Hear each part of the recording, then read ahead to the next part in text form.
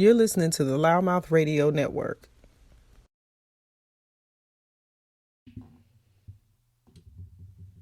All right, what's up, everybody? It's Sonny, and I am always, I'm always so prepared to have a wonderful discussion. And we are on our new number 14 of our 25.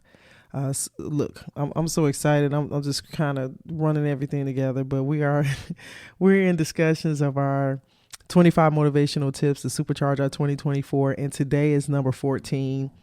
And I can't believe that I've gotten past the midway mark here, but we have been moving along just diligently, and I've been on such a path of least resistance, and I feel like it is coming through my conversation with you guys. So hopefully you're getting some really good nuggets, and today is going to be something that I feel that will continue on the message that we have been conveying for the last 13 weeks. This makes 14. And I wanted to make sure that I could actually hear within my own voice the level of what this next topic is, because it's so important.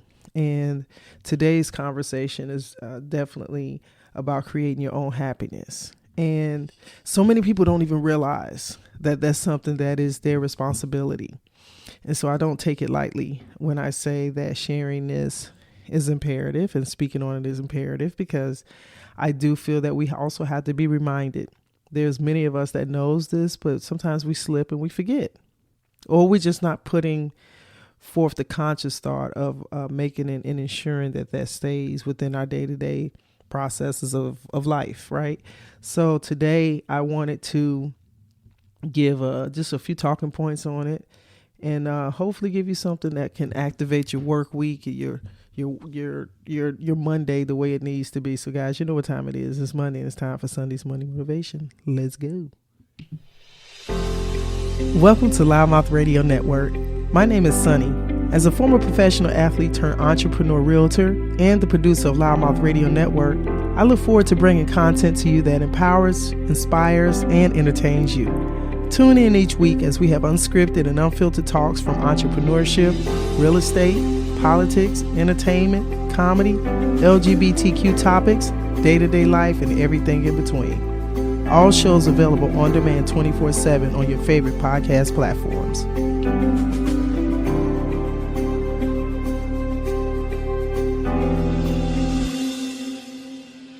San Jacinto, Temecula Valley areas, and throughout the Inland Empire. Are you looking to become a homeowner in 2024? Register today for the New Home in the New Year seminar hosted by Sold by Sonny. Let's get you from rental to homeowner in the new year. Get the latest insight of down payment assistance programs, whether you purchased a home before or purchasing for the first time. We want to make sure you're provided with the necessary information needed for you to buy your new home in 2024. Look forward to seeing you there. Diamond Valley Lodge, the one-of-a-kind, unique, exotic dining experience for the whole family. Have dinner with real tigers at Diamond Valley Lodge's 100% safe, unique dinner party experience. Ever dine just feet away from a majestic Bengal tiger? Now you can. A magical evening under the stars with open-air seating in an exotic Zen garden, just feet away from some of the most majestic creatures on the planet. All crown jewels of nature. Dinners are served on Friday and Saturday, brunch on Sunday. Reservation only by calling 855-9-TIGERS or 951-390-2670 or visit diamondvalleylodge.com.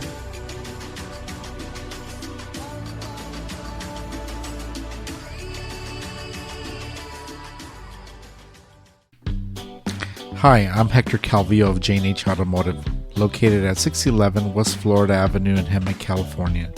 We are a full-service automotive repair shop where you can always expect to receive the highest quality repairs, fairest pricing, best customer service in the industry.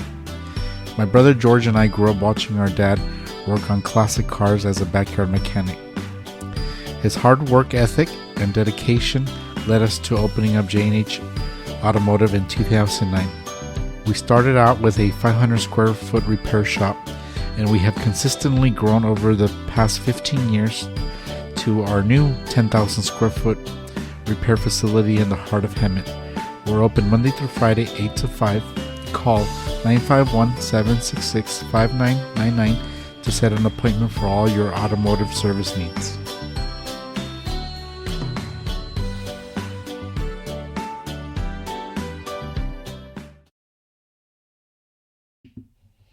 Okay, so we are going to just really touch on some really good stuff, and I've been really consistent about making sure that I'm holding your attention from 10 to 15 minutes, and of course I want to always recognize our media partners that have been riding with us during this series, Diamond Valley Lodge, as well as J&H Automotive of Hemet.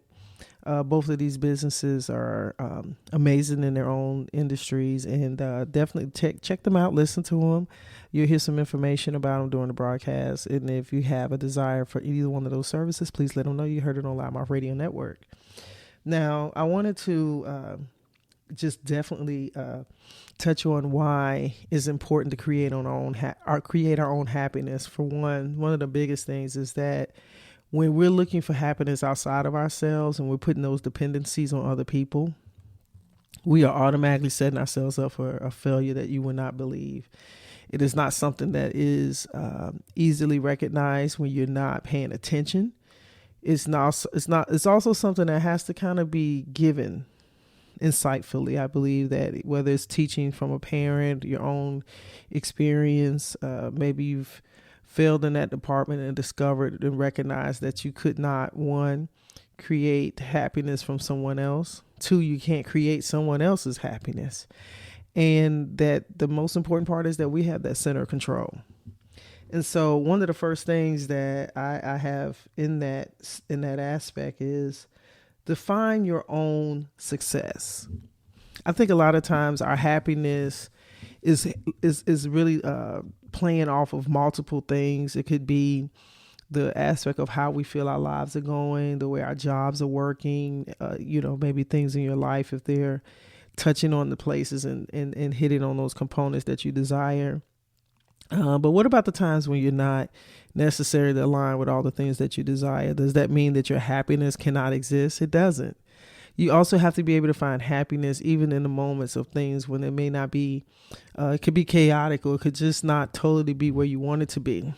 So that means that that happiness, and only you can convey it and understand what it means for you. But for me, I know that happiness is not something that has to be hinged on a bunch of things external of me. And what I mean by that is that if I consider my happiness to be based upon a relationship or based upon my job, what if the job goes away? What if the relationship dissolves? What if, if because you have a car, maybe you have your favorite car that you're driving day to day. What happens if that car is totaled or you lose it? Does that mean that your happiness goes, it fleets away with these things that you're attached to? I hope not. So that's what I wanted to make sure that the first thing we recognize is defining our own success. And I think that the definition of how success looks for you also helps to make sure that you're not attaching or equating happiness with only when you reach success or when you're having successes. That's another setup for failure. It can't just be based upon, I accomplished this and so I'm happy today, because not every day you're going to, reach that level of challenge. There are things that are going to challenge you that may not complete themselves at a certain time period. So if you hinge your happiness on those things, on your levels of success, you can fall into depression very quickly. And that's just the reality of it. So the other thing that I think is huge, that as a society, because social media is very prevalent, is here to stay. It has a huge audience capture. And so it's so easy for people to compare themselves to other people. And that's the worst thing that you can do. I know it's not as easy as it sounds to not, be centered and focused on other folks, because you have people that intentionally go on social media just to have people's attention based upon what they want you to believe is happening in their world. And sometimes people are driven to create envy or animosity or disruption. And then sometimes you have those who are just living their best lives, and they're documenting those journeys on social media. In other words, so it's so many various ways in which the world is happening and working.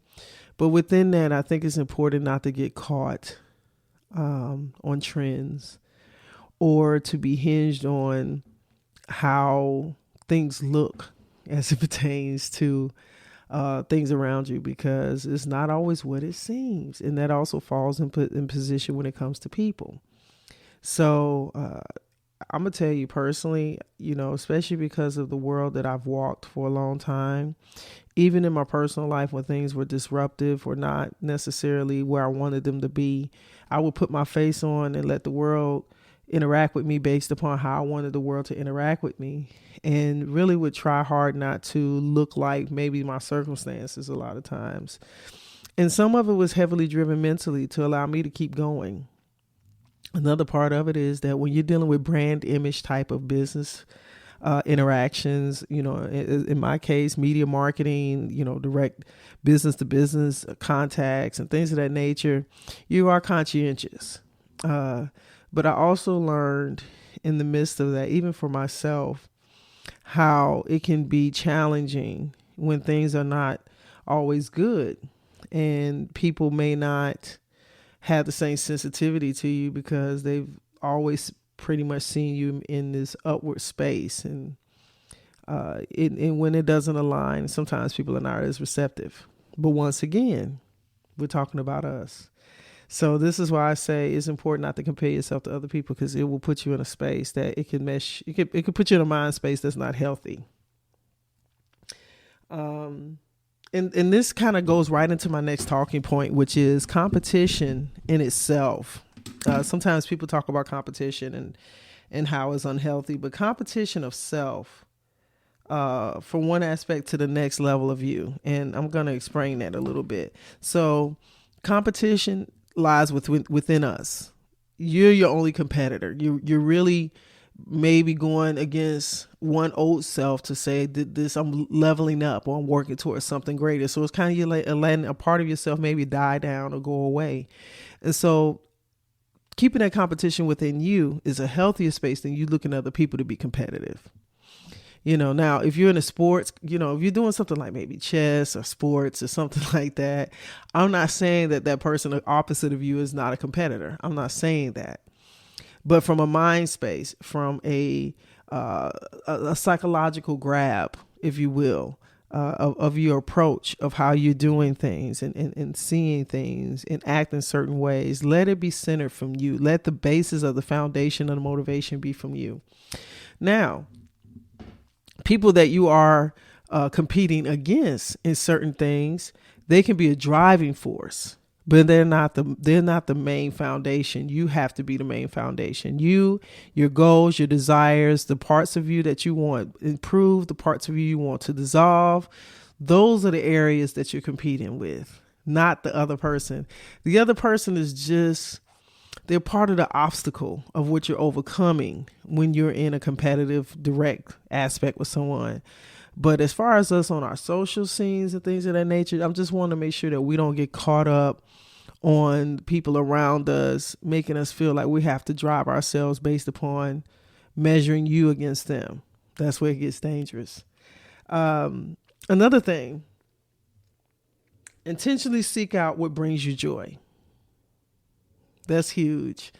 For me, like just this space right now, me having my things, I have space, I have organizational ability, I have the ability, the calmness of the space, I have the virtue of the space.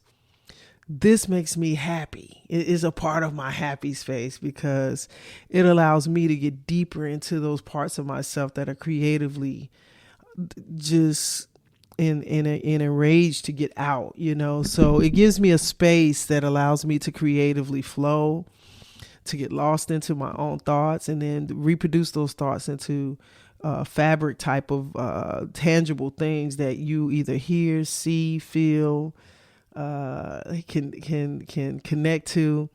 That's my value system for me. So I have to say that for most people, we are constantly working on things that are around us, whether it's our children or responsibilities at work. But we have to equate our own working of ourselves to be just as a high standard. And it has to go along with the other aspects of yourself that you're putting time into on a week-to-week basis, on a day-to-day basis, on a month-to-month basis, on a year-to-year basis, because that is the purpose of us being here, is to produce the best of who we are to be in this world. And in order for that to happen, we have to be serious about our stuff. And we have to do things like what I'm talking about today, which is creating your own happiness. And so, guys, I am so absolutely grateful that, like this last tip, I'm telling you to intentionally seek out the things that brings you joy. That should be in your feelings, emotions, your actions, your thoughts, all of those areas that are compelling you to the next moment. It all embodies in all of those aspects too. So I am so grateful that we've had a moment to have this quick discussion about our 25 motivational tips.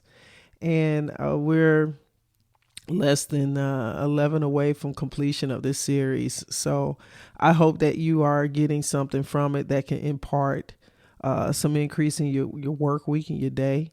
I hope that we are consistently finding ways to challenge ourselves. And I know that that's part of my day to day. And I just hope that what I'm giving you, you can use. So for me, I'm signing off. I appreciate you guys taking the time to listen. And until next week, be empowered, be inspired, and hopefully I'm entertaining you in the process. So y'all go be great. Later.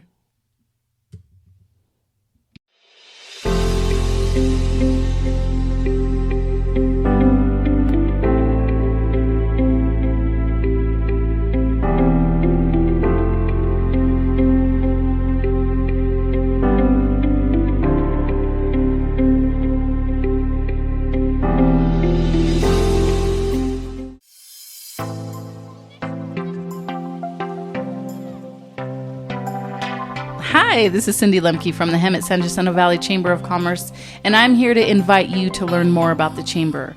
We have networks ongoing, so you can join us at a breakfast at J&M Restaurant at 9 a.m. every Wednesday. Breakfast is on you, networking is on us.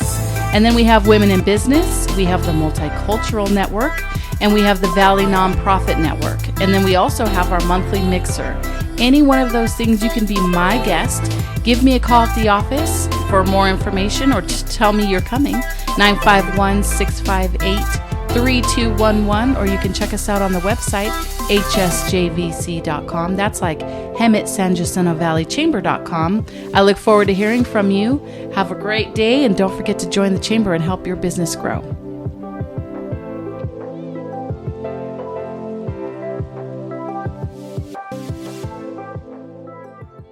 You're listening to the Loudmouth Radio Network.